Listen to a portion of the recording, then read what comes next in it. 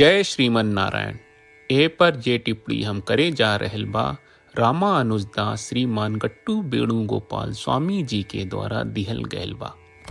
अध्याय 15 पुरुषोत्तम प्राप्ति योग श्लोक 5। निर्माण मोहा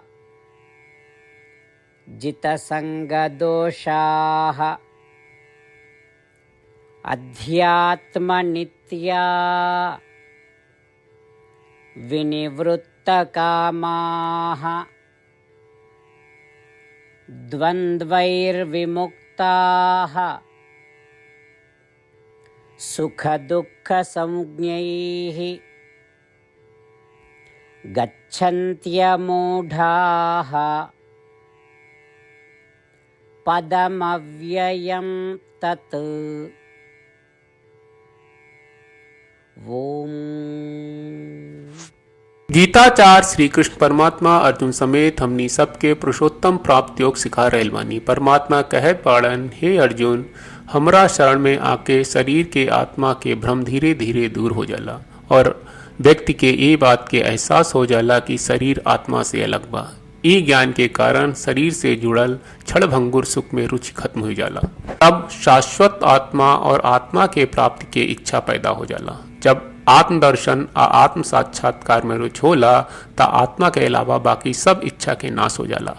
आत्म साक्षात्कार के ये रुचि से ही संसार में पैदा होके वाला भौतिक सुख और पीड़ा से विरक्त ये स्थिति पैदा हो जाला। तब वो लोग शुद्ध आत्म साक्षात्कार के अवस्था के प्राप्त करेला जौन अविनाशी होला। ई कह के श्री कृष्ण परमात्मा ई साफ कर रहल बाड़न कि आत्म साक्षात्कार के अवस्था उनकर शरण लेवे से ही हो सकेला। ऐसे श्री कृष्ण परमात्मा के शरण लेके शरीर आत्मा से अलग होके के ज्ञान प्राप्त करी।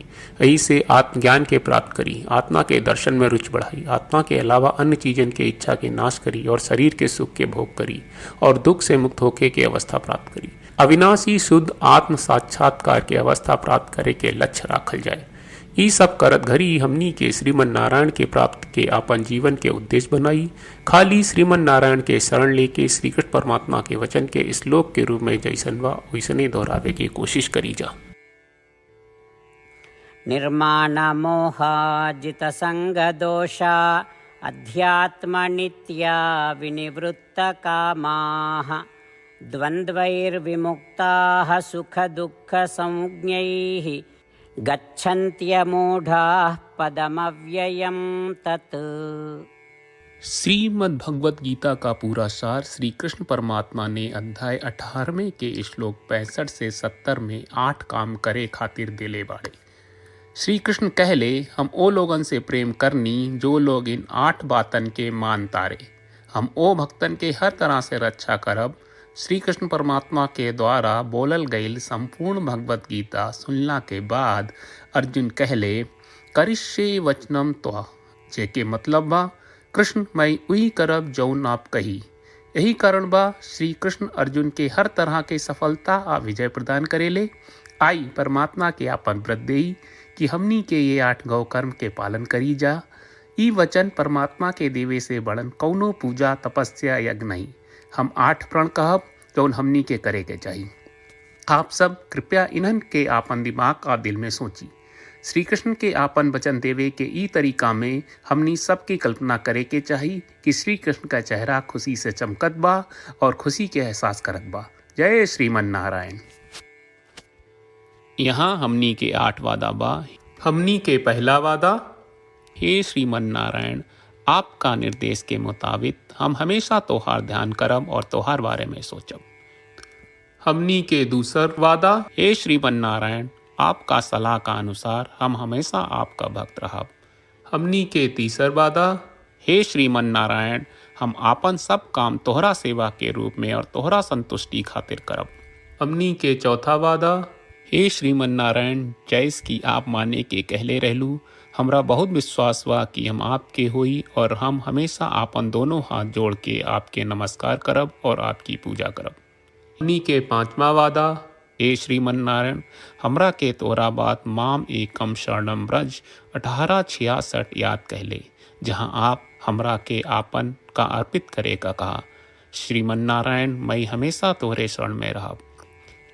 हमनी के छठवां वादा, हे श्रीमन नारायण, हमरा के तोहरा बात माँ सुचहा 1866 याद कहले कि आप हमनी के शोक ना करे का आश्वासन दे रहे बड़े, हम अब और शोक ना करब। हमनी के सातवां वादा, हे श्रीमन नारायण, आपने हमरा खातिर श्रीमद् भगवत गीता के वितरण करके हम सबके कृपा कहले और आशीर्वाद दहले बा। हम वादा करत बानी कि रोजाना कम से कम एक श्लोक पढ़ब या सुनब। हमनी के 8वां वादा, हे श्रीमन नारायण, आप गीता के पूरा मानवता तक ले गयलू। हम गीता में आपके दिव्य वचन के उन भक्तन तक पहुँचावे के प्रयास करब जे गीता से अपरिचित बा। हे श्रीमन नारायण, हम उई करब जौन तू करे का कहब। हम ऐसन व्यवहार करब जैसन आप चाहत बानी और हम खाली आपका खातिर काम करब। श्रीमन नारायण के रोज आपन वचन देहल कि हम ओइस करब जैस आप कहत बानी, ई अपने आप में बड़न पूजा बा। श्रीमन नारायण, करशे वचनम त्वा। श्रीमन नारायण, हम तोरे निर्देश के मुताबिक काम करब। सर्वम श्री कृष्ण अर्पणम अस्तु। जय श्रीमन नारायण। निर्माणमोहा जितसंगदोषाः अध्यात्मनित्या विनिवृत्तकामाः द्वन्द्वैर्विमुक्ताः सुखदुःखसंज्ञैः गच्छन्त्यमूढाः पदमव्ययं तत्। ॐ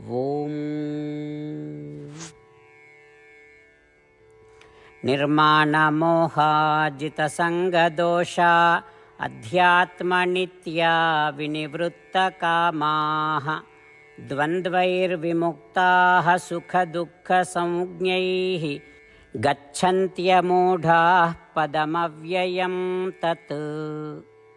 जय श्रीमन नारायण। सब भक्त लोगों से विशेष अनुरोध बा, जीवन में हर चीज में हमनी के तत्कालिक और प्रभावशाली परिणाम की अपेक्षा रहेला। एकरा खातिर आइए रोजाना 1 मिनट के समय निकालल जाए और नारायण आश्रम पढ़ल जाए।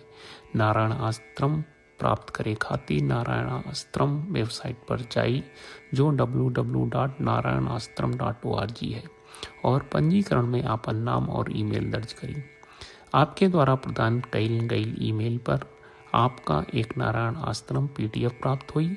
PDF में एक रामायण श्लोक, एक गीता श्लोक और एक विष्णु नामम बा। ये तीनों के मिल के नारायण आश्रम कहल जाला। हर व्यक्ति के ये श्लोक के अलग अलग संयोजन मिलेला।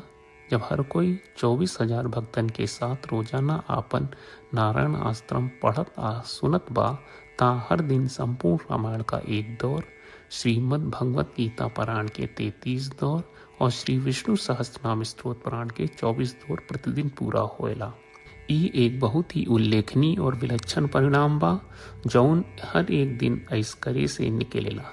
ई कारण बा कि आप और आपके परिवार के सदस्य तुरते जाके आपन नारायण आश्रम प्राप्त करी। जय श्रीमन नारायण।